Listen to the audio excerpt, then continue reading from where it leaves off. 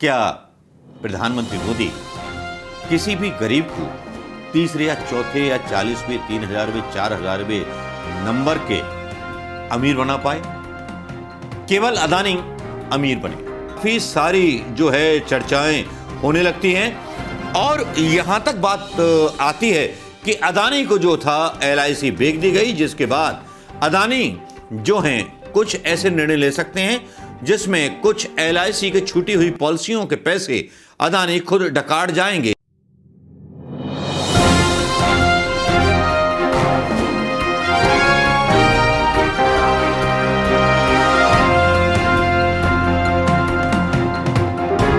दोस्तों नमस्कार, मैं मनोज कुमार शर्मा आजाद हिंद आवाज न्यूज के लिए आपके बीच में एक बार फिर। रवीश कुमार की जिस तरह से विदाई हुई NDTV से, वो जो खबर है वो आजकल इंटरनेशनल खबर बन चुकी है। जी हां, चाहे अल जजीरा हो या जो भी चैनल्स हों या मतलब जो भी ट्विटर हैंडल हो, वो जिक्र करने लगे कि हिंदुस्तान में अब आज़ादी खत्म हो चुकी है।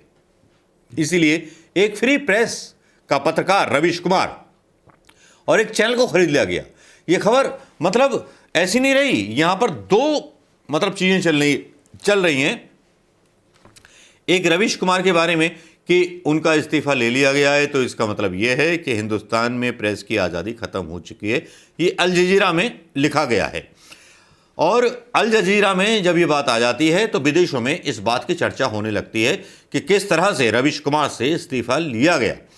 फिर इसके बाद जो है अदानी पर काफ़ी सारी जो है चर्चाएं होने लगती हैं और यहां तक बात आती है कि अदानी को जो था LIC बेच दी गई, जिसके बाद अदानी जो हैं कुछ ऐसे निर्णय ले सकते हैं जिसमें कुछ LIC की छूटी हुई पॉलिसियों के पैसे अदानी खुद डकाट जाएंगे और एक ऐसा फैसला कैबिनेट में पास होने वाला है कि LIC में जो पैसे पड़े हुए थे फालतू मतलब जो क्लेम नहीं हुए, वो अदानी खुद ले लेंगे क्योंकि उन्होंने उसके शेयरों पर कब्जा कर लिया है। अब आप बताइए दोस्तों, जिन्होंने 4 महीने या 5 महीने या 6 महीने किस जमा की और किस जमा नहीं कर पाए LIC में, वो तो अदानी की हो गई ना। और अदानी की तो बल्ले बल्ले हो गई, कर्ज काफ़ी चढ़ा हुआ है, अदानी का कर्ज उतारना है, इसलिए प्रधानमंत्री मोदी जी ने LIC भाई साहब को दे दी है। कहानियां अदानी के ऊपर भी हैं, रवीश के ऊपर भी हैं।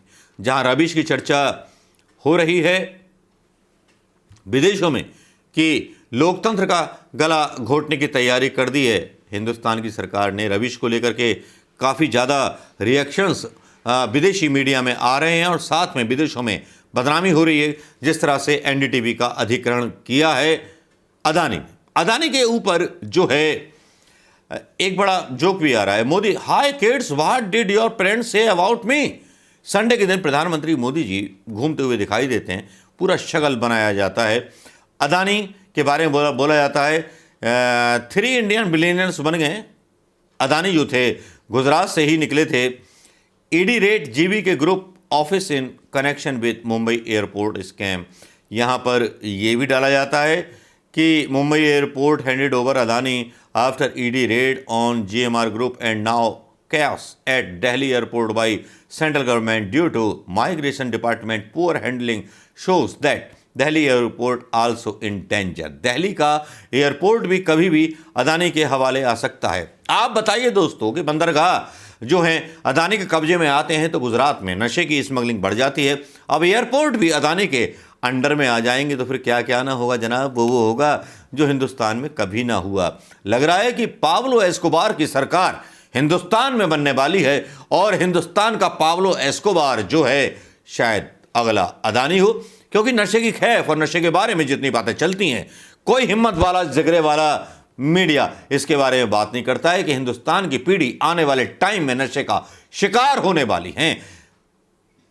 अदानी का तेल महंगा हो गया बाबा रामदेव के साथ मिलकर के, इस पर तो कोई चर्चा ना चलाएगा, नशे पर भी कोई चर्चा ना चलाएगा। वो दिन बीत गए जब अंग्रेजों का गिरबान पकड़ लिया करते थे कुछ अकलमंद। अब तो अकलमंद खुद बेवकूफ ठहरा दिए जाते हैं। जी हां, माहौल थोड़ा सा बदला है, इस माहौल पर थोड़ा सा नजर रखिएगा क्योंकि अदानी के बारे में बहुत सारी चीज़ें ऐसी आ रही हैं जिसमें कहीं लमलेट होते हुए नज़र आते हैं। एक कोई लिखता है कि Gautam Adani the world third richest man built an empire on coal. This story of a Jharkhand power plant shows how political will in India went in favor of dirty fuel and Adani. Jharkhand में किस तरह से ठेका दिया गया और किस तरह से लोगों को जो इलेक्ट्रिसिटी बनाते थे मजबूर किया गया कि साहब अदानी से खरीदिए। कैसे कैसे बिल लेकर के प्रधानमंत्री मोदी अदानी के पक्ष में लेकर के आए। क्या मोदी किसी जनता के पक्ष में सस्ता गैस लेकर के आए? क्या मोदी जी रोजगार लेकर के आए? अदानी को तीसरे नंबर का अमीर बना दिया विश्व का। क्या प्रधानमंत्री मोदी किसी भी गरीब को तीसरे या चौथे या 40वें 3000वें 4000वें नंबर के अमीर बना पाए? केवल अदानी अमीर बने, नंबर थर्ड।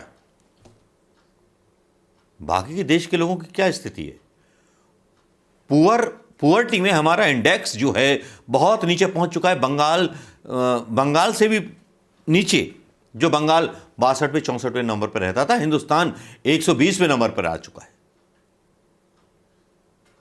क्या मोदी की सारी वफाएं अदानी के नाम पर है, भारत माता का नारा लगाते हुए, या हिंदुस्तान के गरीबों के नाम पर है, उन चाय वालों के नाम पर है जिन चाय वालों का नारा देकर के प्रधानमंत्री मोदी बने थे, या उन हिंदुओं के नाम पर है जिन हिंदुओं को कंगाल करने के बाद, उनकी जेब से गैस, महंगी गैस बेचने के बाद, जीएसटी लेने के बाद अदानी को अमीर बनाना था? क्या कोई मोदी भक्त अमीर बना, या मोदी सपोर्टर कोई अमीर बना, या किसी के पास पैसे आए? ऐसा कौन सा मोदी भक्त है, ऐसा कौन सा हिंदू है जिसने सिलेंडर 1000 रुपए का नहीं खरीदा? ऐसा कौन सा मोदी भक्त है जिसने महंगाई का सामना नहीं किया? ऐसा कौन सा मोदी भक्त है जिसने 200 रुपए का लीटर का एक सरसों के तेल का डब्बा नहीं खरीदा? ऐसा कौन सा मोदी भक्त है, ऐसा कौन सा हिंदू है जिसने महंगाई का सामना नहीं किया? क्या अदानी ने अपने तेल पर, यार बाबा रामदेव ने, अदानी ने तेल बनाया, सब बनाया, पेट्रोल बनाया, क्या उस पर विशेष छूट हिंदुओं के लिए रखी थी? रखनी चाहिए थी ना अदानी को विशेष छूट हिंदुओं के लिए।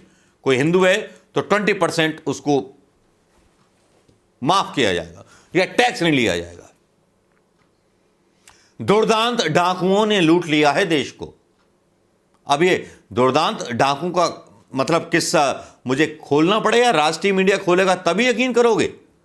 इतनी बात तो मूर्ख लोगों को भी समझ में आ जाती है, एक कुत्ते को भी समझ में आ जाती है कि कोई बिस्कुट खिलाता है तो दरवाजे में पालने के लिए। लेकिन ऐसे पिल्ले जो पाले हुए हैं, जो मीडिया के अर्णब गोस्वामी जैसे, अंजना ओम कश्यप जैसे, जो हिंदुस्तान को सच दिखाने को तैयार ही नहीं है।